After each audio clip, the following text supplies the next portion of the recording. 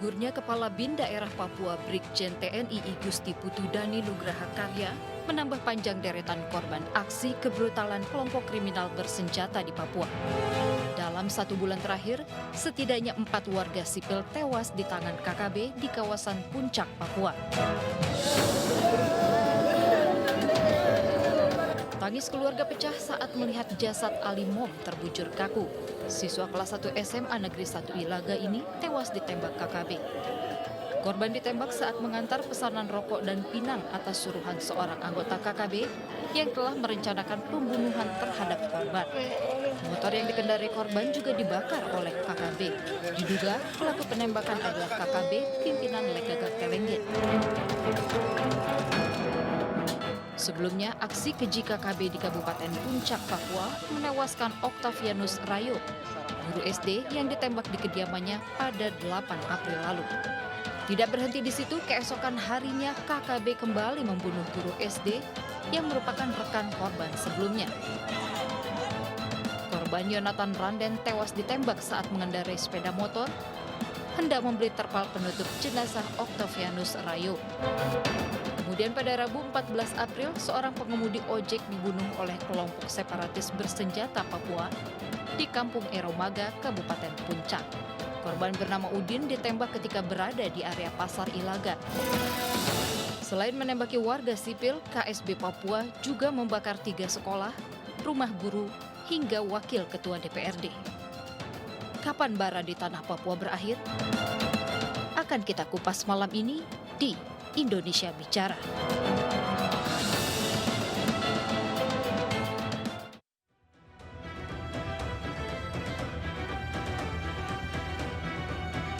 Peredam bara di tanah Papua. Bagaimana caranya? Kita akan membahasnya bersama dengan 2 narasumber kita yang sudah ada.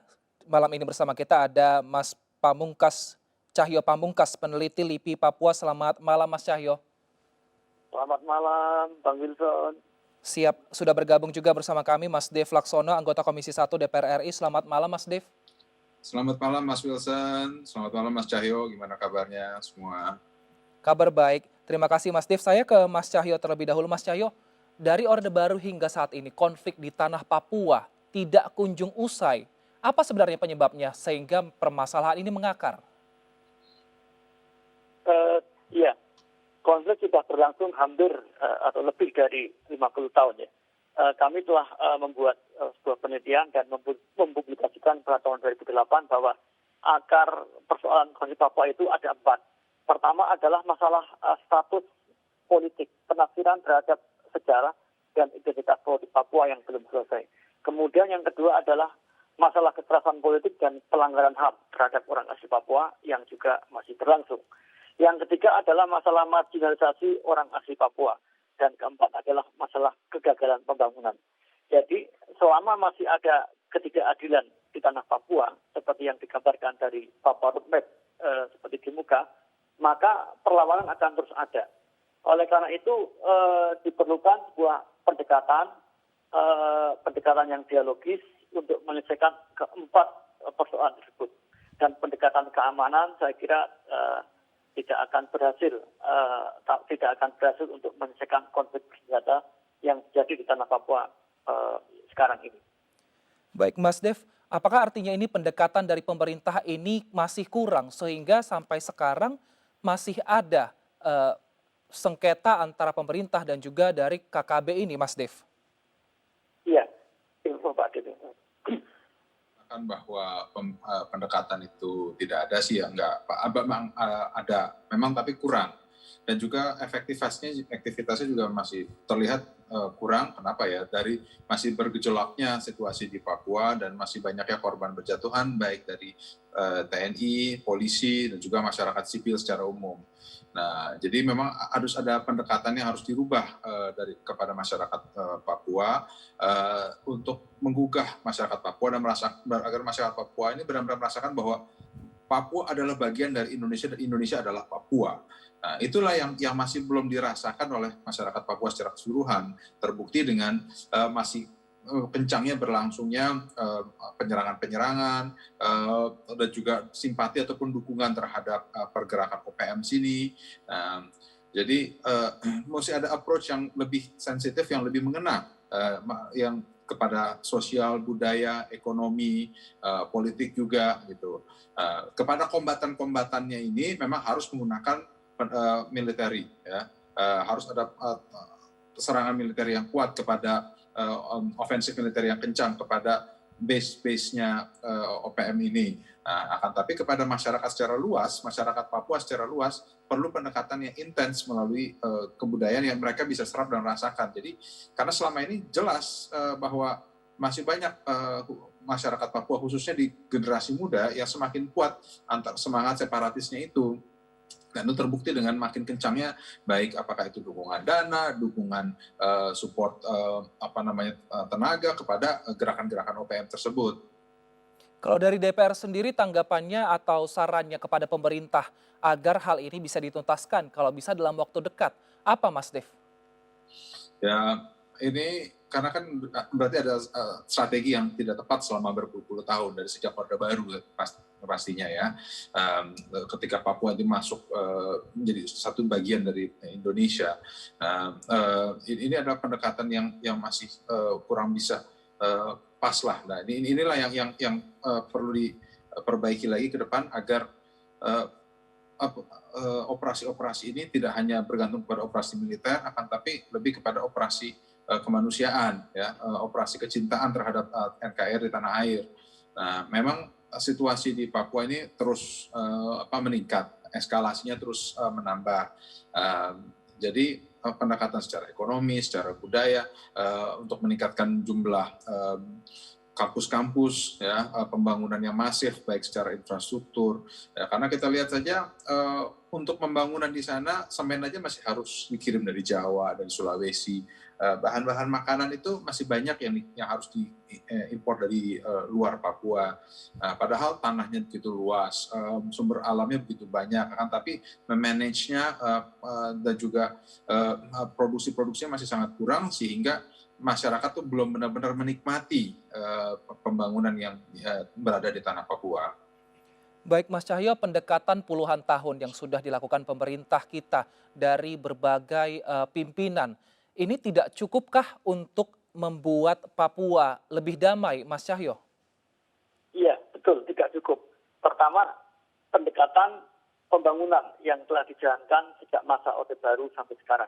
Ini saya bicara pembangunan sosial dan ekonomi. Pada kenyataannya, berbagai program pembangunan sosial dan ekonomi, baik yang dilakukan pada masa Orde Baru maupun pada masa reformasi pasca 98, itu tidak mencapai sasaran untuk meningkatkan kesejahteraan orang asli Papua. Meskipun sudah ada dana ODU, sudah ada program dana respek, rencana strategis pengembangan kampung, ada dana kampung dan lain-lain, dan lebih dari 100 miliar ya skema dana ODU secara infrastruktur diberikan. Tetapi kalau kita melihat hasilnya bahwa indeks pembangunan manusia atau IPM di kabupaten-kabupaten yang didominasi oleh orang asli Papua, yang penduduknya didominasi oleh orang asli Papua, itu masih cukup rendah, seperti Daranduga, Intan Jaya, kemudian Puncak, Tambrau, dan lain-lain. Sementara di kabupaten-kabupaten dan kota yang didominasi oleh penduduk non-Papua, itu indeks pembangunan manusia cukup tinggi dan tingkat kemiskinan cukup rendah. Ini membuktikan bahwa pembangunan yang berorientasi pada pertumbuhan ekonomi dan infrastruktur selama ini hanya dinikmati oleh masyarakat non-Papua atau masyarakat pendatang. Dan yang kedua, pembangunan sosial dan ekonomi ini tidak berbasiskan pada pendekatan kebudayaan, tidak memperhatikan aspek-aspek budaya yang masih hidup, tumbuh dan berkembang di Papua. Kemudian yang kedua, pendekatan keamanan, misalnya operasi-operasi militer yang telah dilakukan, bahkan sejak pada masa Petra tahun 69, kemudian berbagai operasi Tumpas, operasi Wibawa, operasi Sadat, dan berbagai bentuk operasi militer lainnya juga semakin menambah luka. Ya. Orang Papua memiliki apa yang disebut sebagai memoria pasionis, yaitu ingatan penderitaan yang tidak tertuliskan tentang pelanggaran HAM, tentang kekerasan politik, tentang kekejaman di masa lalu hingga sekarang. Dan hal ini menyebabkan berbagai macam bentuk operasi militer itu justru tidak mengatasi persoalan, tetapi sebaliknya justru menjadi dendam atau menjadi menjadi trauma psikologis yang belum disembuhkan. Kemudian juga ya saya kira banyak persoalan-persoalan yang lain seperti masalah kekerasan politik yang belum selesai, kemudian masalah pembangunan, masalah depopulasi, masalah marginalisasi. Dan sekarang Papua ini adalah menjadi tumpukan berbagai masalah yang cukup rumit dan harus memerlukan sebuah solusi yang komprehensif.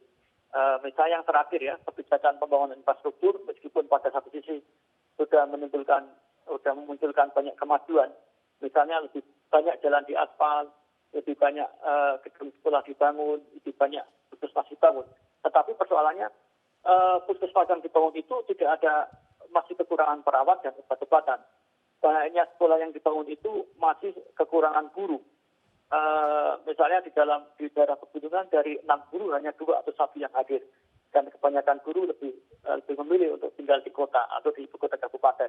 Nah, ini memunculkan pertanyaan, sebetulnya pembangunan ini untuk siapa? Atau siapa yang mengambil manfaat dari pembangunan ini? Kemudian yang kedua, bahwa pembangunan infrastruktur itu tidak cukup ya, tetapi juga harus disertai dengan pembangunan sumber daya manusia. Pembangunan SDM ini yang belum menjadi perhatian pemerintah. Begitu Bang Wilson.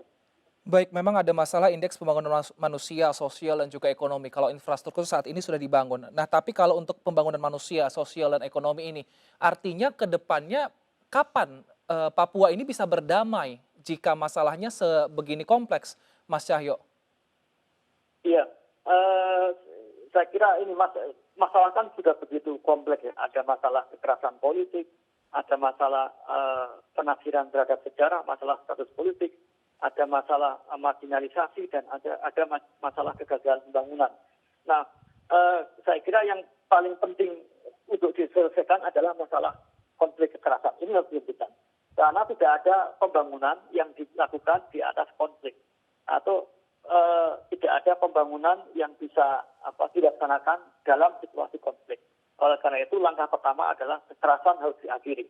Oleh karena itu, kedua belah pihak, baik TPNPB maupun TNI Polri harus menahan diri dan membuat semacam jeda kemanusiaan atau humanitarian pause.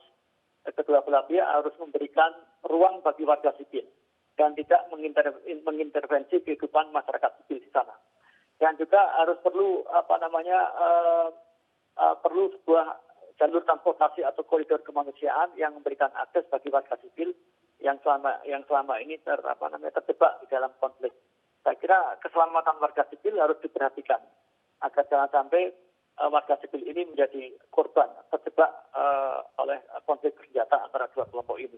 Kemudian yang kedua, saya kira dalam jangka menengah ya perlu dilakukan gencatan senjata dan dialog antara para pihak yang berkonflik untuk mencari solusi politik yang permanen untuk menyelesaikan konflik Papua. Kemudian setelah dialog itu baru bisa dilakukan pembangunan yang berdasarkan atas kebudayaan, bisa dilakukan rekonsiliasi, kemudian penataan ulang tata kelola otonomi khusus misalnya, itu bisa dilakukan setelah melalui dialog atau setelah konflik bersenjata selesai. Baik Mas Dev, tadi banyak sekali PR yang dibicarakan oleh Mas Cahyo. Bagaimana langkah DPR untuk mendorong pemerintah untuk mengerjakan PR-PR pemerintah ini khususnya di Papua, Mas Dev? Ya, tentu kita minta pemerintah itu melis dan juga membuat prioritas ke depannya ini dalam langkah-langkah yang harus segera dikerjakan berdasarkan situasi yang terkini. Karena terbukti bahwa pendekatan selama ini kan belum efektif ya, masih meninggalkan permasalahan yang begitu menumpuk. Nah, dan ini membutuhkan pendekatan yang lebih intensif dari pemerintah kepada isu-isu tersebut. Tadi saya sampaikan bahwa pendekatan militeristik tetap harus dikedepankan untuk mengatasi kombatan-kombatan di tengah hutan. Nah, kan tapi kepada masyarakat secara umum, Nah, itu perlu pembangunan indeks IPM-nya kita itu ya. IPM masyarakat Papua ini yang masih kalah saing lah dengan provinsi-provinsi lain. Nah, ini baik narasumbernya ataupun resources lainnya, pembangunan sekolahnya, pembangunan sumber ekonominya, dari mulai hulu ke hilir, peningkatan kualitas hidup masyarakatnya. Nah, ini yang perlu dibangun segera sehingga terkikis secara otomatis apapun itu semangat ataupun keinginan untuk memisahkan dari NKRI. Jadi konektivitas antara seluruh masyarakat di Papua dengan di Jawa ataupun di Sumatera, Sulawesi, Kalimantan itu benar-benar berjalan secara intensif. Dan segala macam stigma-stigma yang ada tentang masyarakat Papua di tanah Jawa segala macam itu yang harus dikikis, karena itu juga yang salah satu penyebab terjadinya seperti merasa bukan bagian dari NKRI. Baik, ada juga dugaan selain dari masalah ketertinggalan tadi, baik dari segi ekonomi sosial dan juga masalah pembangunan manusia, ada juga yang menduga masalah otonomi khusus Papua ini menjadi salah satu permasalahan di sana. Saya ke Mas Cahyo dulu. Mas Cahyo, lalu bagaimana ini kelanjutannya? Jika otonomi khusus Papua ini dinyatakan bermasalah oleh pihak atau orang Papua sendiri, sekelompok orang, apakah perlu dilanjutkan atau seperti apa, Mas Cahyo? Pertama, iya Bang Wiswan, otonomi khusus itu bermasalah. Pertama dilihat dari tumpang tindih ya. Karena dalam prakteknya itu undang-undang sektoral, misalnya undang-undang pendidikan, undang-undang kesehatan, itu dilaksanakan atau dilaksanakan di atas undang-undang otonomi khusus. Jadi kalau ada benturan antara undang-undang OSUS dengan undang-undang sektoral, maka yang dimenangkan adalah undang-undang yang bersifat sektoral. Jadi undang-undang otonomi khusus itu belum bisa menjadi sebuah lex spesialis ya. Jadi kedudukannya masih bisa dikalahkan oleh undang-undang yang lain, undang-undang pendidikan dan undang-undang kesehatan. Undang-undang pendidikan dan undang-undang kesehatan misalnya. Kalau Papua misalnya butuh kekurangan guru, maka tidak bisa membuat sekolah pendidikan guru, karena di dalam undang-undang pendidikan sudah tidak ada lagi SPG misalnya. Dan saya kira itu masih banyak perundang-undangan lain yang ditempatkan lebih tinggi daripada undang-undang otonomi khusus. Ini berarti bahwa undang-undang ini kewenangan yang disebut sebagai kekhususan di dalam otonomi khusus itu dalam realitasnya masih terbentur oleh kendala regulasi. Kemudian yang kedua, ya diakui memang ada masalah tata kelola yang belum good governance, dan saya kira ini juga menjadi tanggung jawab dari pemerintah pusat untuk melakukan pengawasan, monitoring dan pendampingan. Kemudian yang ketiga ada masalah yang besar lagi, yaitu legitimasi. Undang-undang ini tidak memiliki legitimasi yang kuat, karena tidak dihasilkan melalui undang-undang. Itu seperti misalnya undang-undang pemerintahan Aceh yang dihasilkan melalui MOU Helsinki, atau misalnya Bangsa Moro Organic Law yang dihasilkan melalui perundingan antara MILF dengan pemerintah Filipina. Jadi ada persoalan legitimasi, kemudian ada persoalan tata kelola, kemudian ada masalah regulasi. Nah, saya kira sebelum melakukan revisi terhadap undang-undang OSUS, pemerintah pusat harus mengevaluasi sejauh mana OSUS itu telah berhasil dan sejauh mana OSUS itu tidak berhasil. Dan di dalam evaluasi itu harus melibatkan masyarakat Papua, gereja, dan elemen-elemen organisasi masyarakat sipil, termasuk juga pemerintah Papua dan pemerintah Papua Barat, serta MRP dan MRPP. Baik, Mas Dev, tanggapan Anda mengenai otonomi khusus Papua, Mas Dev, seperti apa? Ya, otonomi khusus Papua ini yang harus ada kelanjutannya kan, karena kan memang ada dana otsusnya sendiri yang sudah dianggarkan setiap tahunnya, dan undang-undang ini memang masih belum diputuskan, dan ini memang harus segera diputuskan karena agar tidak terkatung-katung, dan sehingga arah pembangunan dari Papuanya ini mesti jelas, dan itu harus ada roadmap-nya yang benar-benar mendetail gitu ya kepada setiap sektor, apakah itu dari sektor pendidikan, sektor sosial, budaya, ekonomi, bahkan sampai dengan pembangunan pabrik-pabrik bahan makanan pun juga harus terdata dengan jelas, sehingga ada targetnya gitu, setiap tahun itu apa saja yang akan dikerjakan, setiap bulan itu apa targetnya. Nah, dengan itu kesejahteraan masyarakat Papua itu benar-benar terlihat pembangunannya. Dan itu juga harus diarahkan untuk bagaimana orang asli Papua ini ya terlibat aktif dalam pembangunan bukan hanya Papua Tengah tapi Indonesia secara keseluruhan gitu ya. Dan itu harus terlihat disampaikan dengan setiap tingkatan pemerintahan, apakah itu di aparat sipil ataupun juga aparat keamanan dan juga di TNI Polri, sehingga semakin banyak kader-kader bangsa ini yang benar-benar dari orang asli Papua. Baik, terima kasih Mas Dev Laksono, anggota Komisi 1 DPR RI, dan juga Mas Cahyo Pamungkas, peneliti LIPI Papua.